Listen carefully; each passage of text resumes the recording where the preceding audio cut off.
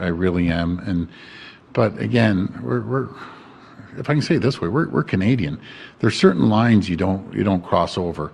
And there was always a line, and I'll speak on behalf of other elected officials, be it the former Premier, Kathleen Wynne, when the protester in front of her place, or Mayor Tory. And it's not about Mayor Tory, Doug Ford, Kathleen Wynne. It's when they go into Mayor Tory's building, everyone has to show ID now. That's not fair. They didn't sign up for that. My neighbors never signed up for it. You have two options. You kind of, move them along, and especially in a large group, the other smaller groups, you can kind of move them along. But the 4,000 people, it just wouldn't be a good situation. You gotta work with us. There's 4,000 people. It'd be, in my opinion, it would be tough. Our police resources are stretched all over the place. We need a few hundred police to go down there and clear them out. For what? Because they want to protest not wearing a mask and want to go out there. I just pray to God that these people never get sick, and the severity. And they might not hear the stories I hear, and the public might not hear that I hear. Some people can get through it. Some people are really get sick, and it's not just about elderly people. Younger people too are getting really sick, and then. What happens 6 months down the road? Does this still stick with them? And they aren't 100%, and the research just isn't there. So guys, come on. I get your point. Believe me. And if you're going to do the protest, which I adamant about, do not do it, because you're putting everyone in jeopardy. If you don't care about yourselves, and care about the rest of the population. Care about the healthcare workers, care about the docs and everyone pitching in, and care about your grandparents and your parents. It's unfortunate, but we live in a democracy, freedom of speech, but you shouldn't try to intimidate people. We just don't do that. As I say, Travis, you know this, there's an unwritten rule in politics. I respect it. All the opposition people expect it, no matter what party. We're open game. We signed up for it. What are off limits are families. It's just an unwritten rule. You don't go after the families.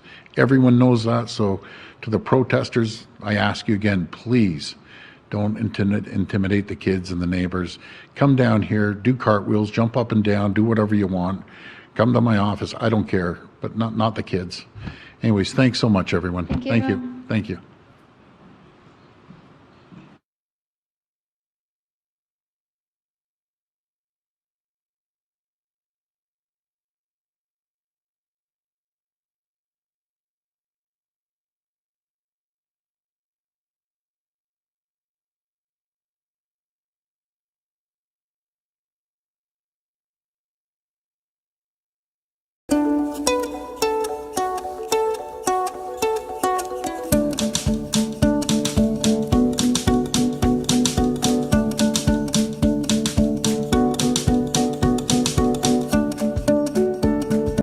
Thank you very much.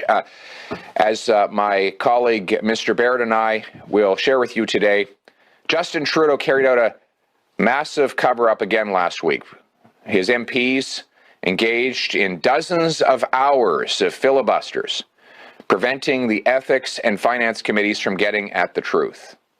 We're in a pandemic, and here is Justin Trudeau blocking the work of our parliamentary committees, preventing the Finance Committee from addressing the fact that we have the highest deficit in the G20 and the highest unemployment in the G7. Our MPs in the Finance Committee should be working on that, but instead, Trudeau is blocking that work, preventing it from happening in the first place, so that he can continue a filibuster to cover up scandal documents. We as Conservatives are going to continue to work to bring these documents public, to get answers to the unanswered questions, and to establish an anti-corruption committee that can focus on getting to the truth. Remember, Justin Trudeau personally intervened to give a $500 billion grant to a group that had paid his family $500,000. Now he's trying to cover up the truth.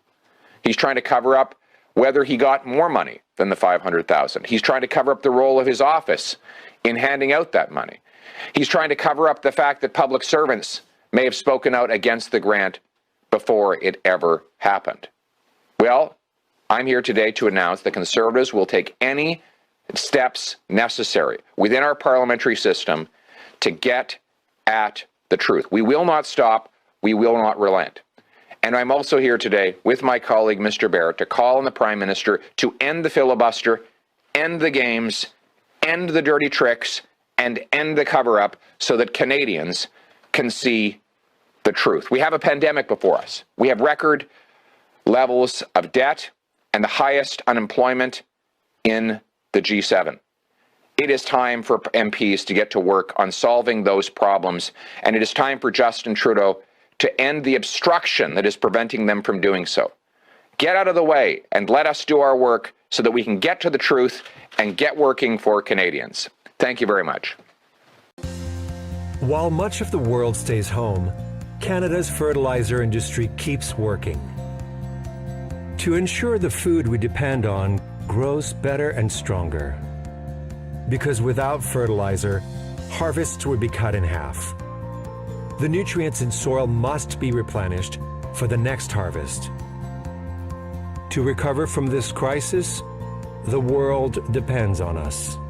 We secure tomorrow's food by fertilizing crops today.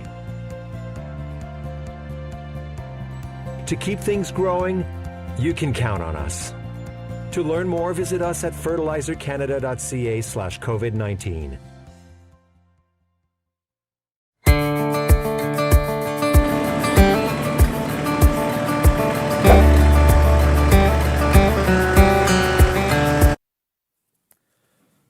Such that 82% of people who contracted COVID-19 in Toronto identify with a racialized group, although only 52% of the city identifies as non-white.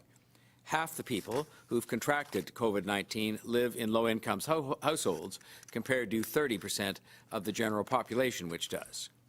In response to this data, Toronto has implemented a series of measures, including, for example, working with the federal government to open Canada's first voluntary isolation facility for people who can't safely self-isolate at home, usually because of too many people living in very small accommodations.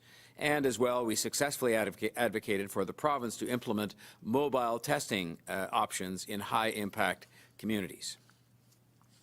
Finally today, I convened the weekly meeting with the GTHA, Greater Toronto and Hamilton area mayors and chairs, the 11 biggest municipalities, and separately, I hosted a summit with the hospitality industry, including hotels, restaurants, and the performing arts sector, local business improvement areas, and federal officials.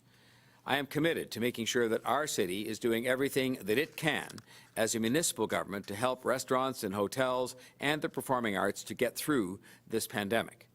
The summit was a very constructive get-together, with financial liquidity being an urgent issue shared by all of the sectors represented: hotels, restaurants, performing arts organizations, and others. Many of the different sectors and many of the participants had positive suggestions about how assistance programs currently put in place by the federal and provincial governments could and should be modified to take account of differing circumstances that they have. And there was broad agreement that coming out of the 28-day pause, we have to strive for greater consistency between and among various sectors, one to the other. I reported these comments to the mayors and chairs, and they added to this list a concern about reports of financial institutions recalling loans and lines of credit extended to smaller businesses which are now struggling. As well, the Hospitality and Performing Arts Group once again raised the insurance issue, with many of them reporting that liability insurance policies were either being cancelled or were facing huge premium increases, often more than doubling, when these businesses, their clients, the insurance company's clients, are hurting badly. I repeat what I said last week. Well, I realize that banks and landlords and insurance companies, and for that matter, food delivery companies, are also in business. Their own businesses will be way worse off if they take unreasonable, inadvisable measures now and end up putting their own customers out of business. They won't have any customers left. Now, I know that people are getting tired of the pandemic. They're getting tired of the restrictions. They're getting tired of life being so fundamentally different than it used to be, and that we all hope it can be again. But as we see in the daily numbers from our public health officials, and you'll hear more from Dr. Davila in a moment, COVID-19 is still here in our city, and it still poses a threat to our residents, especially to those who are more senior.